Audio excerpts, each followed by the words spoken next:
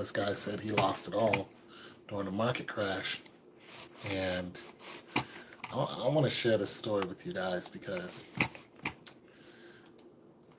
uh, I mean, the money that these guys were talking about, like they were making, I knew a guy who was making money like that. So it just made me want to just talk about this story because it was so real.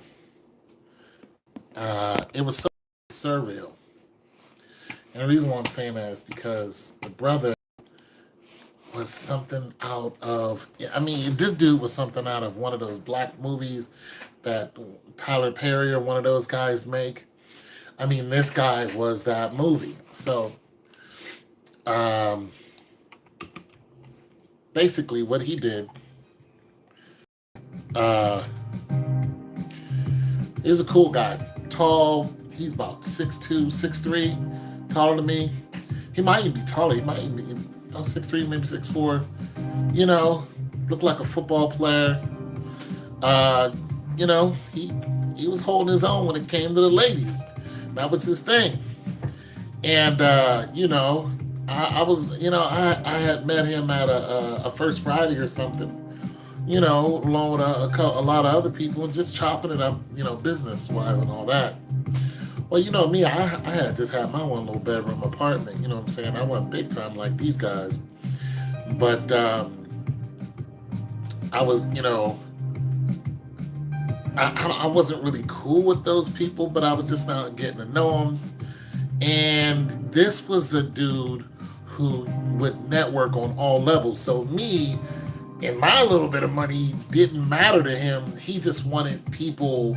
He just wanted, you know, people. So what he would do is invite people to his crib to pretty much show off. He would have these parties, and he had he had a nice crib. It was just built brand new. He drove a brand new Expedition, you know, doing it big. I was like, what does this dude do? He sold houses. He was a real estate guru. So you know, he had a couple nice looking women. He had this one chick he was dating. He said, I used to take her to $200 dinners, you know, and buy her all kind of stuff. You know, she drove a nice BMW. I mean, this guy had it going on. He did. I mean, I admired him. I was just like, I need to, you know, get on your level. That's just it, and that's all. I need to learn how to get in the game, and you know, so on and so forth. So I would go, you know, to, you know, these parties that he had, and you know, and seeing all these, and they were all black people, and seeing all these black people, and just kind of, you know, listening to stuff they were saying and whatnot. But and I didn't really chime in too much because, you know, I'm not really a money guy. You know what I'm saying? I don't have a lot of money. What little money I have, you know, I work hard for it. Nonetheless, long story short, so the housing market crash came. What is this, '08 or something like that, '09? So the housing market crash came, right? And what happened was when the market crash came, you know, he eventually lost everything. He lost his nice truck, really nice truck. He lost that.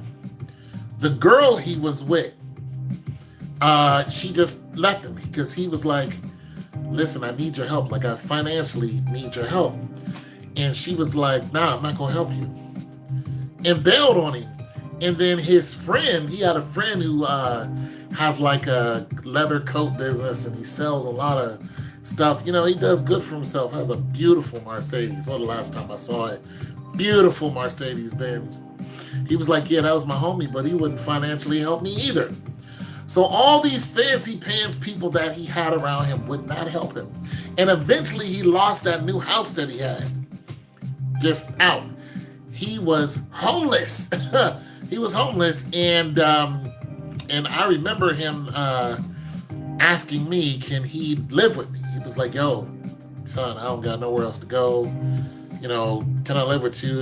Yada, yada, yada, till I get up on my feet. And I was just like, you know, how long are we talking about? You know, because I like being by myself. He was like, oh, it's just for, you know, a short while, yada, yada, yada. You know, And I had even let him drive one of my trucks like one day, and then I really realized that this dude was a user. Like I could just see the way he acted. He was some of the stuff he was doing was not cool. He bringing stuff into my house and just dropped it right in the middle of the living room, like right downstairs. I'm just like, dude, why would you just leave your stuff in the middle of the living room and make a mess? Like, take it downstairs or organize it and put it up somewhere. I'm like, dude, I'm not your servant. Like, so that just did not work. Cause I'm like, no, we're not doing this, bro. I'm not beneath you. You know what I'm saying? You're living at my house.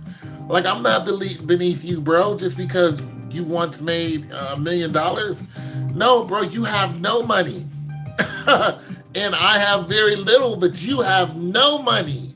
You have nowhere to live. Like, bro, you need to, I had to get on him. Like, bro, you need to change your whole frame, because all of those fancy people that you was hanging around and had all that money, none of them came through for you.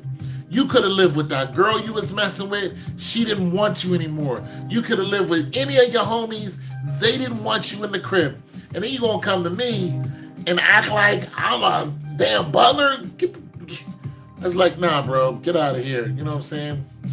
Let him use my truck. He bring it back on E and was looking at me like, so what? I was it. It was the last time he ever drove my truck. Like, no, we not like, dude, I'm not trying to box with you, man. Like, get out. Like, go on about your business. So eventually he found himself another female, and, this guy did not lack when it came to the honeys. But nonetheless, he ended up, living with her. And, that's pretty much it. But the simple fact that this dude, he just had a cockiness about him, that even though he was broke, he still had that cockiness, like the world, like he was better than people. And I was just like, this is why you're broke. This is why you're flat out broke, because you're not humble whatsoever. Just because you're good looking, and all the ladies are flocking all over you, those ladies ain't worth a damn when the rubber meets the road. You know what I'm saying? Like, bro, your life is very superficial. You know what I mean? Like, I don't want friends like that. Like, I don't want to date a woman like that. I've met girls in the grocery store and we dated for a while, and I was like, and I told this one chick, I was like, listen, I'm homeless. Like, I was for real. I was like, I'm living down on campus in a bedroom, and it's terrible, terrible conditions. And they just kicked us out. Like, you know what I'm saying? They just kicked everyone out just to remodel the place. I said, listen, I don't have no money, but I go to work. I work these little temporary jobs. I do whatever I can to keep that money coming in. And she was like, well, come and live with me. And I was that. I mean, she wasn't the greatest of women, but she did give me an opportunity to get on my feet. And once I found out that she, was a hoe, I left. You know what I'm saying? Because she was, sleeping with a bunch of people. And I was like, and I told her, I said, you better cut that out if you want me to stay. And she didn't do it. She just thought she was the cutest thing ever.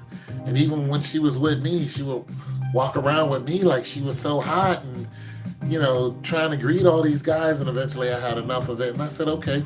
So I moved across the hall from her. And I started dating other women. She got pissed, but I didn't care because I'm Tone. I don't have a lot of money, but I'm, I can still get my grind on. And I'm not the best looking guy, but heck, I can pull the female if I want to, And there's so many out there. Come on, bro. You know what I'm saying? All you got to do is be a half decent fellow and some cutie will holler at you. So, yeah, he just was not a humble guy. And I just had to tell that story because, I don't know, I just felt like somebody out there needs to hear that. I don't know what he's doing, how he's doing. I see him every now and then. I don't pay him no mind because he's a real idiot.